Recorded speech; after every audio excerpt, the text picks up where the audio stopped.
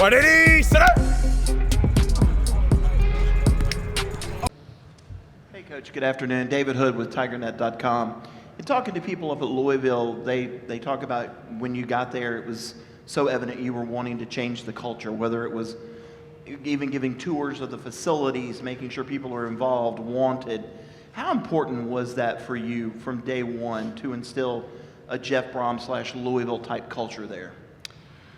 Well, I think it's important that just in general, whether you're changing culture or not, that you are invested in the program and that you're doing your part to not only help your team achieve success and get better, but also opening the doors to many people that want to be a part of it. Like everything, your fan base is important. I feel like in Louisville we have a tremendous, passionate fan base that wants to see their team succeed and do well, that wants to feel a part of it, and we want to make them feel a part of it. I think, like anything, you have your immediate family, you have your team family, but then you have your extended family of anybody that wants to help and experience a great time and help building a program and having success. So we're excited to get things underway. We've got a good nucleus of ball players that work really hard and want to achieve great things. Myself as a head coach, I have to do my part and put in the work to help us have answers to problems, to be able to fix things immediately throughout the season, and our assistants have to do the same thing. And then it trickles down to our team. But I think we all put in the work and we all are invested, and our community and fan base feels that investment, that in the end good things can happen. We're going to move the microphone to the right side, Coach. Fourth row, red shirt. Coach Brohm, Kenton Gibbs with Locked On ACC. Coach Brohm, you took over a Purdue team that was not just a Big Ten, but a perennial Power 5 bottom dweller. And you took them to heights that program hadn't seen in years. And you come into Louisville with a lot of expectation, taking over a team that's in a much better place, most people would say, than where that Purdue team was. So how do you go about, like, hey, I expect greatness out of this team, I expect a high ceiling, but also being realistic in terms of, like, this is, I wouldn't want to let down or whatever the case may be in terms of, like, if you're expecting a national championship right now, we may not be there. How do you balance that per se? Well, personally, I like challenges. I look forward to them. Even when I took the Purdue job, I remember asking a lot of colleagues of mine when I took it, what do you think? Should I take this job? And probably 95% said, heck no, don't take that. But to me, I like building a winning football team. Without question, coming here at the University of Louisville is another challenge. Now, it's different and it's unique, but yes, we have some really good football players on our team, some guys that have had success. We watched a team last year that got better as the year went on, that the last half of the season the defense played at a high level. And really, you just take every team that you have, you try to figure out what are our strengths, what are some things we can get better at, how can we do that? Are there things we need to do to develop certain guys here? Do we need to add a few pieces to the puzzle to make things more competitive?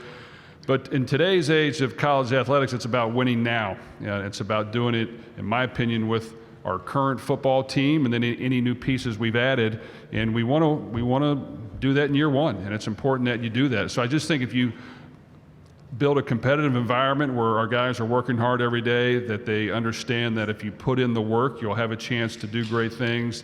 They aren't scared of a challenge, or they aren't scared of obstacles.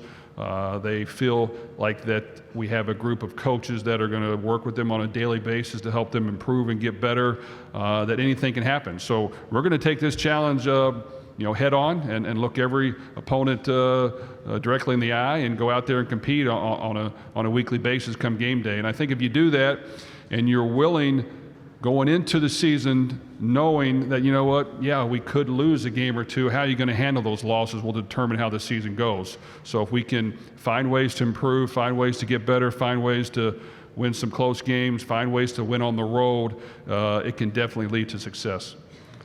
Coach, left side, all the way to the left, almost towards the doors. Hey, Coach, Chip Patterson, CBS Sports. It was a pretty significant transfer portal class, both in terms of the number and also the quality of the players that are coming in. What was your pitch to that group, and how do you manage blending them in with some of the players that are still left over from last team? Well, I think we have a lot to sell to University of Louisville. It's a tremendous college sports town, great facilities, passionate fan base. There is no pro sports in our town, but we provide a great city of a lot of things to do even outside of the game. So that's an easy sell. I think we've had some great talented football players that have gone on and done great things at the NFL level throughout the entire history. Right now, the highest paid corner in the NFL is from University of Louisville, the highest paid quarterback, University of Louisville. So you can come here and achieve all your goals and do it at a high level. When it comes to, our football team and adding pieces, it's about being honest. It's about understanding that our goal is to build a championship level team. And for our really good players on the team, they know that in order for them to play well and have success, they can do it a lot better with really good players around them. So you just try to piece that together. Our guys know that the best players are going to play, but if you're ready to play and you can contribute, we're going to get you on the field as well. And you can prove to us that you should earn more playing time. So I just think, the fact that I'm fortunately going on my 10th year of a head coach, you've been battle tested. I've been in some tough football games where we found a way to win against opponents that maybe we weren't expected to win against. We found ways to get to a Big Ten championship game in a place that had not done that, ever before. And then we found ways to get up off the ground when we got knocked down when we shouldn't. So, how can we piece that together here? And I just think it's about being honest with your guys, being truthful, but putting in the work, and them putting in the work. And in my opinion, if you do that, you can win football games at a high level. Coach, right side, fourth row, young lady in the green. Coach, how are you? Good, how are you? Pretty good. My name's Katrina Sack. I'm with Sports and Culture Media. Now, last year I spoke with Malik Cunningham, who is now officially in the league. What is that like, being able to see those guys? You had mentioned you had some guys in the league. What's that like, being able to kind of send them off and into the bigger world, as well as what is it like filling that absence of him this season? Well, anytime your players are able to move on and get to the National Football League, that's a great accomplishment. It's not easy to do.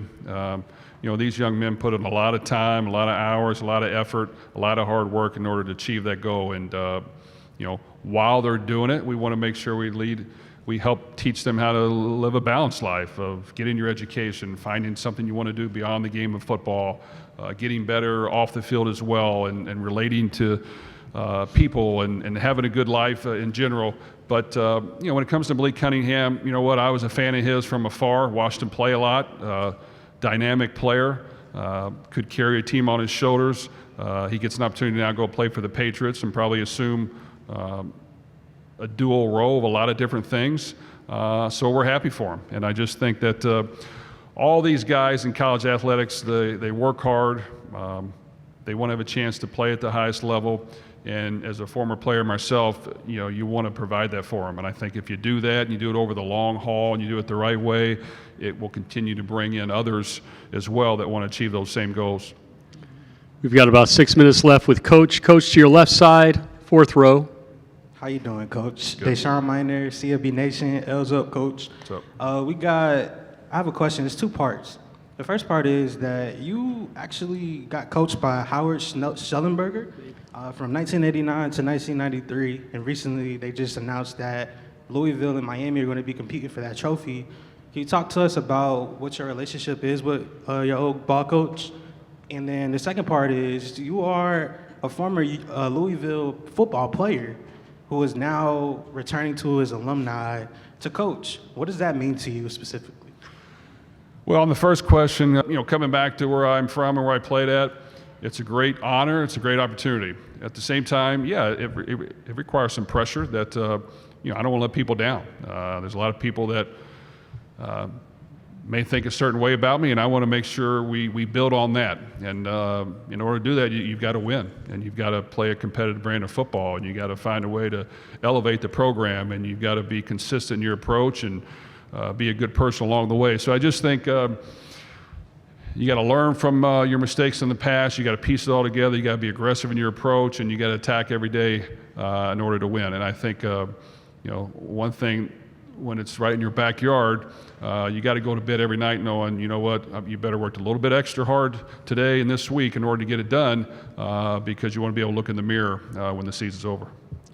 Coach, your last question, right side, red shirt. Coach, Kenton Gibbs with Locked on ACC. Is there anything about this team that coming in to become their head coach so far throughout spring ball and heading into fall camp that has surprised you? That you know, from afar, from an outside perspective, didn't quite have an awareness of, but amongst, you know, getting into the weeds and doing the coaching and all that, you're like, oh, wow, this team is much better at this thing or you know, very different in their philosophy of doing this thing than I would have imagined coming in. I think every team, and you know, this team when we came in, you know, they've been battle tested. They've had some ups, they've had some downs.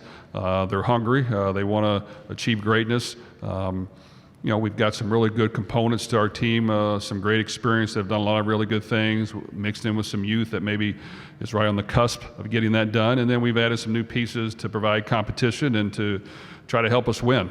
But this team wants to win, and they can smell it. They've worked hard every day to get it done. They understand there's no shortcuts to success. They're really good teammates to each other. You know, they're willing to lay it on the line. So I just think I have to provide an environment with our coaches that it's competitive every day. Once we get into fall camp, we're not only working on a lot of small things, but we're providing an atmosphere that's very competitive. Where you know, it's almost as much game day as you can make it, so that when they come to the game, that they can play relaxed, they can cut it loose, and they can go have some fun. But we love this crew of guys. It's a good group. We tell them all the time, hey, everybody's happy now, but how are you going to be able to handle the season once it gets going, whether there's some ups and downs and wins and losses, and how you're going to be able to refocus and get it done. That's going to be the key. But, you know, our guys have worked really hard, and when you come to media day, you know that the season's right around the corner, and we're excited to get game one kicked off. Coach, thank you. If you'll switch places with Ashton.